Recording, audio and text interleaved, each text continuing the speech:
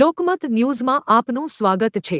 બરોડા ડેરીની ચૂંટણી પહેલા રાજકીય ઘમાસાણ તેજ બન્યું છે। ઉમેદવાર કુલદીપસિંહે ધારાસભ્ય સામે ગંભીર આક્ષેપો લગાવ્યા છે। કુલદીપસિંહનું કહેવું છે કે તેમને અને તેમના પરિવારને રાજકીય રીતે હેરાન કરવામાં આવી રહ્યા છે। તેમણે જણાવ્યું કે તેમના ભાઈ ડેરીમાં નોકરી કરે છે, પરંતુ તેમની દૂર બદલી કરી દેવામાં આવી છે। વધુમાં તેમણે આરોપ લગાવ્યો કે ધારાસભ્ય લાગવગ લગાવી સરકારી તંત્રનો દુરુપયોગ કરી રહ્યા છે। કુલદીપસિંહે કહ્યું કે તેમની મંડળીને ઓડિટ માટે નોટિસ આપવામાં આવી છે, પરંતુ અન્ય મંડળીઓને નોટિસ આપવામાં આવી નથી। તો વર્ષ પૂરું થયા વગર ઓડિટ કેવી રીતે થઈ શકે? તેમણે દાવો કર્યો કે તેમના પંપ પર ડ્રોન ઉડાવી નજર રાખવામાં આવી રહી છે અને ધારાસભ્યના એક વ્યક્તિને તેઓએ પકડી પણ લીધો હતો। કુલદીપસિંહે કહ્યું કે જો ખેલદિલીથી ચૂંટણી લડશો તો સાચી સ્થિતિ ખબર પડશે। તેમણે જણાવ્યું કે લોકશાહીનું ગળું ઘોંટવામાં ન આવે અને તેમના મતદારો તેમની સાથે છે। કુલદીપસિંહે સ્પષ્ટ શબ્દોમાં કહ્યું કે તેઓ ઝૂક્યા નથી અને ઝૂકશે પણ નહીં।